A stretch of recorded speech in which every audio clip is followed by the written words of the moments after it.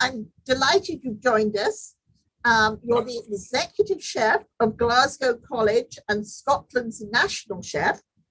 And by way of background, to bring everybody up to date, you were born in Glasgow, multi-award-winning chef who have been at the heart of the Scottish hospitality industry for 35 years, opening and developing over 80 venues along the way. And as Scotland's national chef, awarded by the Scottish government, you are a tireless ambassador visiting the US regularly. And I can attest to that for all the support you give to the American Scottish Foundation, to the Chicago Scots, to all of us involved. And in this voluntary role, you also support the Scottish government in food, health, education, and promotion of Scotland's amazing produce. You're doing this all over the world. You're also the executive chef of the City of Glasgow College because you have a deep love of mentoring young chefs and promoting creative cooking. So with us just having finished COP26, which I know you were very involved in, how is the attitude to food changing? How is environmental awareness altering our eating habits? I think it's changing a lot. Obviously, I see it from both sides, from a kind of public point of view and from a student point of view. And the next generation of chefs that are coming through are very much in tune with the environment and understanding the food chain and where the food comes from.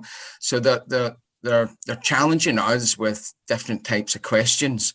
And I think it further enhances my belief that we need to understand food right from its origins and how it's produced, where it comes from, how it's caught, all of these things. Because I certainly believe there is a way where we can eat that doesn't have such a detrimental effect on the environment. And what are the changes you are seeing in diet? I know that there's a real focus on buying local, of buying homegrown, as it were, farm to table. Do you see this perpetrating through the whole community? Is that catching on? Are people eating healthier? Yeah, I think it's getting better. From a public point of view, though, everything's led by the supermarkets, and they are led by customer demand. So I think the more that we can shout about local produce and sustainability, it then feeds back the way. I think a lot of the big supermarkets get a hard time for what they sell, but they're only selling what people want to buy. We've got a couple of shops that I think do particularly well. Lidl in particular are big ambassadors of local produce, and wherever they are in the UK or abroad, they always tend to showcase the local produce. So in Scotland, it's easy because we've got a really strong brand of who we are when it comes to food. We've got a really strong identity, and that saltire flag is a really strong symbol on any product. So when you've got it on food, you know you're buying quality, you know you're buying local. So as a brand, Scotland has got it. It's got it pretty good. Now, we couldn't go to restaurants during the pandemic. And has that had, I think that's probably had a lasting impact. Is there a turning away from restaurants? Do you still see to more casual dining and at-home cooking? I mean, your cooking classes really took off during this pandemic time. Yeah, I think during the pandemic, I think I used to spend the mornings in Asia, then the late evenings in the US, starting about 6 o'clock in the East and going right through to about midnight in LA. But I think what happened, the pandemic, I think all of us, we were all kind of locked in our own little worlds. And I think we were all, certainly personally for me, I was desperate to sort of still be out and doing something. I have never had a sick day in my life. I've never had I always want to do something. So I embraced technology like a lot of people. I know you did, Camilla, because you were always on doing something. And And what it gave us was a great opportunity to kind of share our knowledge, and whether that knowledge was on cookery or whether it was on Scotland or Scottish food. You know, we had an incredible opportunity to share that. And I think in general, I think what happened was, I think initially everyone thought it was only going to be a few weeks, maybe a month at most, that we were locked down. And a lot of businesses kind of sort of sat back a bit. And then when we realized that things were going to be much longer, you know, a lot of our wholesale suppliers started supplying to the public.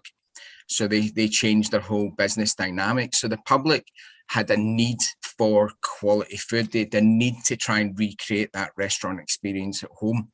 And I think what it's done for the restaurant industry is that people now understand the time, effort, money, and energy required to produce a lovely restaurant style plate of food. And I think what's happened, certainly since Scotland's opened back up, there's been a real rush for people to get back out into restaurants. You know, any of my friends that get restaurants are speaking of, you know, higher numbers and records amount of sales. And I think with that, it sort of falls down a little bit is the city centres, because you know, the mandate of working at home is still there. So city centres, particularly with Glasgow, I think is struggling a little bit, but anything outlying tends to be doing really well. And anything that's of high quality, you know, like our great 5-star hotels at Glen Eagles and Tunbury's and Loch Greens and places like that are full. I mean, you just cannot get a room in these places just now, because people are desperate to have some sort of experience in their life that they've missed out on in the last sort of 18 to 20 months. Well, one thing that we have a session tomorrow morning called around responsible tourism.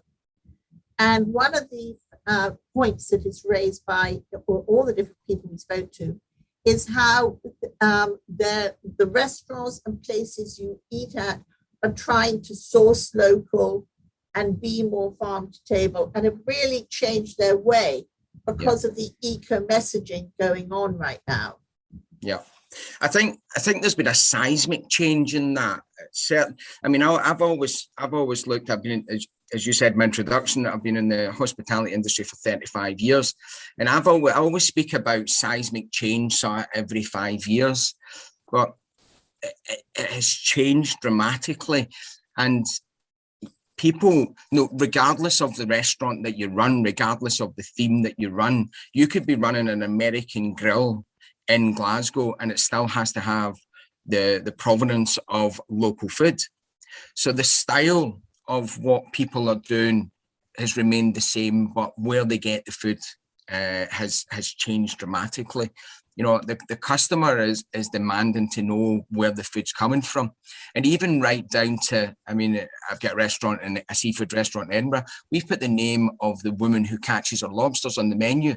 You know, it's not enough that they're Scottish. It's not enough that they're from the East Coast. You know, we put the name of the woman who catches them on the menu. So people are really interested in that story. And if they look through the kind of websites and social media, the story is a massive part of most restaurants these days, which is great, which is fantastic that we are shouting about our local food heroes. So is there a new cuisine that is Scottishness, as it were, is Scots? Or are we returning to the traditional pickling and jams and smoking of fish and things that and getting away from we got away from the fast food, as it were? I don't know. I think there'll always be fast food. I think we'll always have those chains. They've got so much power and you know, they're so big. But from a food point of view, again, going back to, you know, going to a good restaurant or hotel, you know, these days you're probably unlikely to see strawberries on the menu out of season and things like that. You won't see asparagus on the menu when it's not in season. So I think chef's knowledge and customers' knowledge more than anything is better. The customers are going to be asking why is there asparagus on my menu on the menu in November, when it comes from Peru. So people are very, very aware of where the food is coming from. And I mean, you've got things like the welfare of animals, and there's a whole gambit of things that are coming into play when people are asking questions on where the food's coming from. And how it's been husbanded. Yeah, how it's been looked after. And again, I think going back to our saltire on the box, I think when people see that, they kind of trust that our methods and our animal welfare is really well looked after. As everyone on this call knows, Scotland's a tiny country in comparison. We punch well above our weight when it comes to food, and Scotland has always had to work on the quality end of what we do, because we're not big enough to compete with other countries who mass produce. So we always have to produce the very, very best, so that it kind of skips past that race for the race to the bottom, as I call it. So we're always going to be, the Rolls Royce of beef, of fish and shellfish, of agriculture. And that's the way we've always been. But how did this pandemic must have been very, very hard on so many of the small food industries, not talking the restaurants, but the producers. Yeah. How has that been handling, and what impact has it had? I think, I'll be honest, most of the stories I've heard on the smaller producers has been positive. I think once people realised that we were in this for the long haul, they really changed their models and how they worked. Going online and really attracting a completely different market, which has fundamentally changed their business model, probably forever. We've opened up the world of great food and wholesale suppliers to the general public, and I don't know if that's ever happened before. So people know they can go to their local butcher, or they can order online from the local butcher and know that they're getting really high end food that they probably wouldn't have got going to your regular Sainsbury's or Tesco's. So I think it's changed things, and I think the whole message on food, people want to do the right thing. They want to be purchasing sustainable, and they want to be looking after their local community. And what we've got in the UK, obviously, as well, is we've got Brexit in the mix. I was sort of toying with whether I did. I know, but when we talk about food, I think we have to talk about the effect of Brexit. I mean, it's been a perfect storm, between Brexit and COVID for food producers, and things like our fishing industry has had a really, really hard time. And being honest, it was one of the main reasons that I actually decided to open a fish and shellfish restaurant, was to try and support that, because, and I think it will level out, and I think it will get better, but it's been an incredibly tough time for those types of the producers that actually are bringing our stuff to the wholesalers. I think it's been a tough time. Is it really as bad as sometimes we hear? Yeah, I think it is, and if not worse. I think the paperwork and trying to get food across the border, and certainly Scotland's fish and shellfish seems to be a political football between the borders, between France, and obviously we get everything over the border in the South England. So it's been tough, and obviously things like our salmon industry has been hit really hard, because it relies on flights going to North America and Asia and the Middle East, and through the pandemic, though, that wasn't happening either. So it's been a tough time to navigate, and I think the people that have been in that industry, I don't think they'll ever see anything tougher in their career. than what they've seen between COVID and Brexit. It's been extremely tough for them. That brand Scotland really carries something, and must sort of help in all of this. That desire to have that Scottish salmon, that's Scottish produce. Again, I talk a lot about how lucky we are. I mean, I'm not into marketing, but if I was, I think Scotland's a great product to market. Because Scotland, particularly in the States, you look at the way Hollywood depicts Scottish people, we're always kind of trusted and reliable, and we've got that fantastic image. And there's very, very few countries in the world where you could put one thing in front of them and it's iconically Scottish. And then when you think that Scotland's got 5 million people in it, we've probably got 20 of these iconic things that would instantly say Scotland. I mean, I've been in villages in Colombia, and I was speaking to a young lad through an interpreter, and he was asking where I was from. They thought I was American, which was fine. And I said, no, I'm from Scotland. And between the interpreter, he'd never heard of Scotland. And I says, I'm from the United Kingdom, I'm from the UK, never heard of the UK. I said Europe, he'd never heard of Europe. He was in this village in Colombia, he was about 16 years old, never heard of Europe. And I thought, where am I going to go with this? And I said, I'm from the land of whiskey. So the interpreter went back and forward. The big smile came on his face and he knew exactly who I was via a bottle of whiskey. And there would have been several bottles of whiskey in that village, I'm sure. But it's amazing that, our products can even supersede the name of our country. And we're very lucky we've got that. But that also, the whiskey and the salmon and the bagpipes and the shortbread and all that sort of stuff, which I love, it gives us a kind of, I would say, a foot in the door when it comes to, trying to get our, our engineering and our education on the table and things like that. And I think we're lucky. I think we're lucky, really do.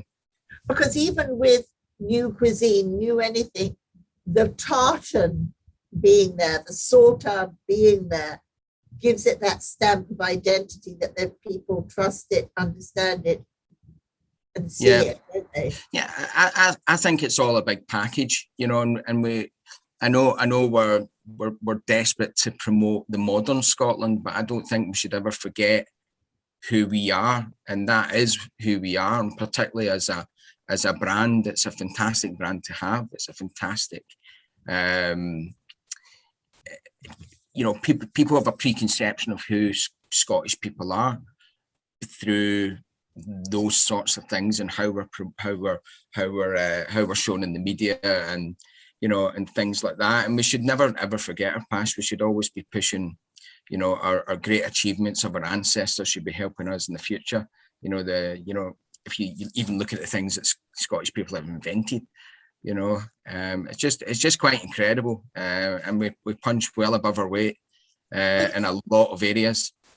I think it's, as we were just talking with the museums and historical sites, it's finding a way and a balance to express the past, but in a contemporary way, and allow people to be a part of that message. But, I think that's the thing. And you can still have the tartan and the sauter and everything, but it can be with a little bit of edge.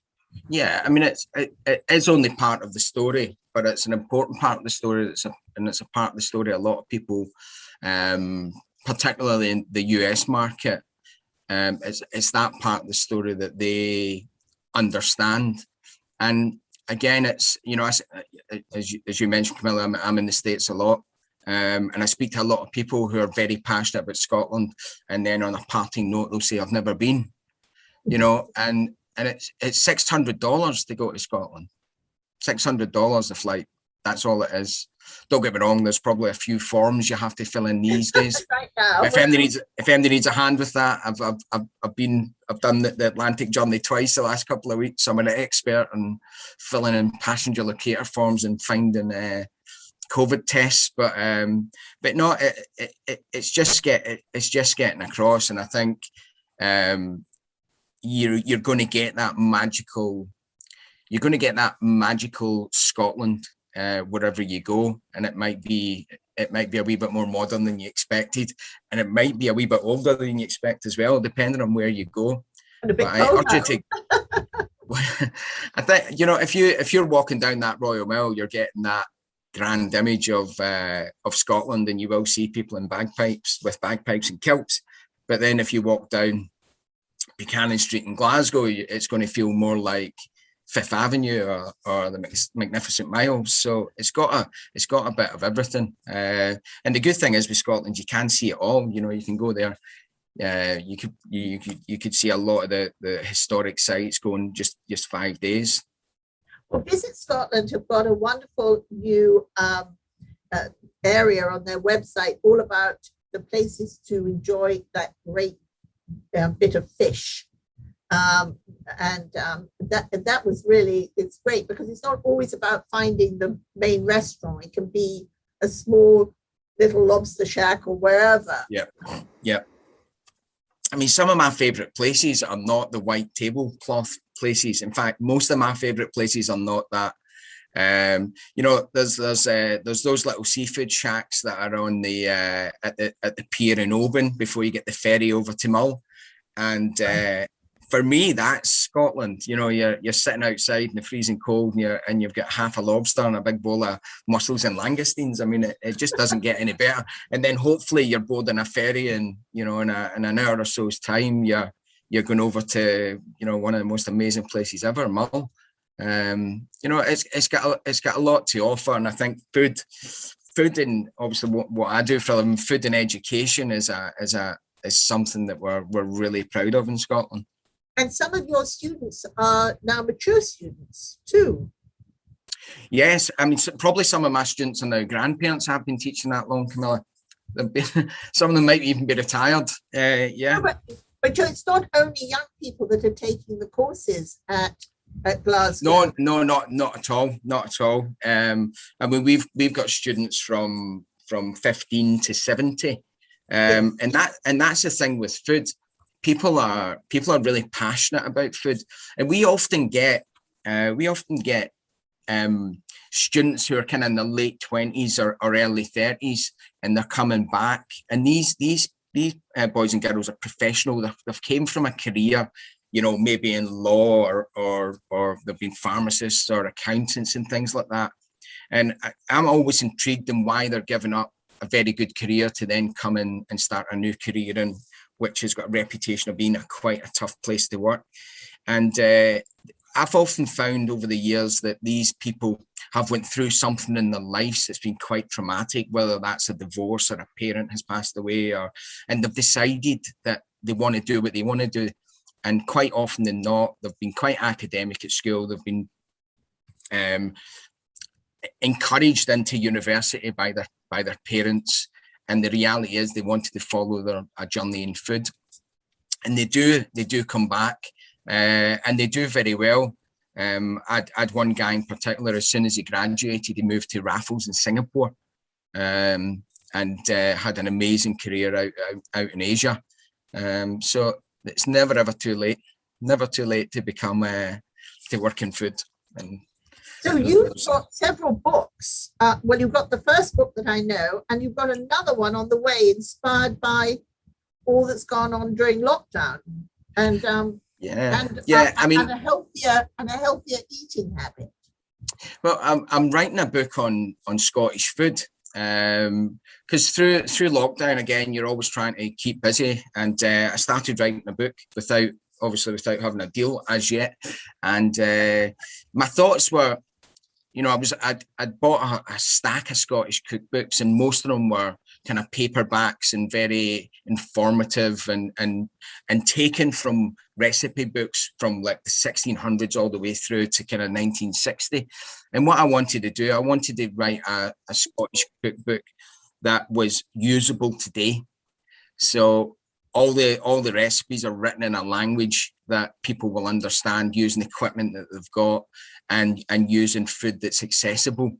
Even you know, writing that book now with the sort of technology of delivery companies like Amazon and things like that, that you can buy pretty much anything. So there's recipes in that book that I couldn't even have put in my last book, because we can now buy, for instance, I've got homemade black pudding in the book, and everything for it comes from Amazon. So you can buy the dried blood, you can buy the skins, you can buy the machine that makes them. You know, you do. Everyone else loves black pudding, Camilla. And so it's the elevator pitch of that book is, if I was a Frenchman and I was going to do a French traditional book, and I could wax lyrical about, you know, croissants and coq au vin and baguettes and all that, why can't we shout about our butteries and our morning rolls and our Glasgow macaroon and tablet and all these things? And because we've got some great food. So I've enjoyed doing that. It's almost finished. All the photography's done. And Camilla, this is the first time anyone's ever spoke about it in public. So my publisher will kill me, because we've not told Andy yet, but we'll forgive you. This is a teaser. This is a teaser, and I've written it with an American market in mind as well. So there's going to be a kind of a glossary of words, making sure that everyone understands what I mean. So there's going to be a kind of American Scottish American Scottish index. Yes. And I also, and again, I've still to get it confirmed by the publisher, but I want to write every recipe in metric and in US on the page. Yes. So I think that would make a difference as well. The last book I did a kind of American index, American conversion chart at the back. But a lot of the books, my last book, went to the States. So I'm in the process of doing that as well. So, but you also come across to several of the Highland Games, especially to New Hampshire, where I saw you last, 2019. Can you believe it? And you give these wonderful demonstrations as well. Yeah. So people, I hope we're going to see you back here doing that. Yeah, I hope so, and hopefully get to more games as well. So I've been going to New Hampshire for the last. I've been part of New Hampshire Games. I think this will be the 5th year, which is quite incredible. And what I do is I do historic Scottish food.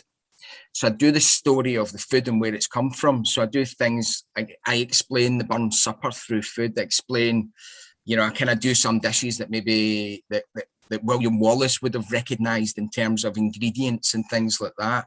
So I just try and bring a little bit of Scotland's food history to the audiences, and we always give tasters as well. And some of those demonstrations in New Hampshire, we've got, you know, 300, 400, sometimes 500 people watching, and it's just all about having a bit of fun. You know, it's all about having fun and people kind of hearing the stories of food. We have done macaroon, we have done tablet, we have done Cullen skink, we do venison. You know, I do a demo with whiskey, so using some exceptional whiskey with cooking. So it's a lot of fun, and I think it adds something a little bit different to the games.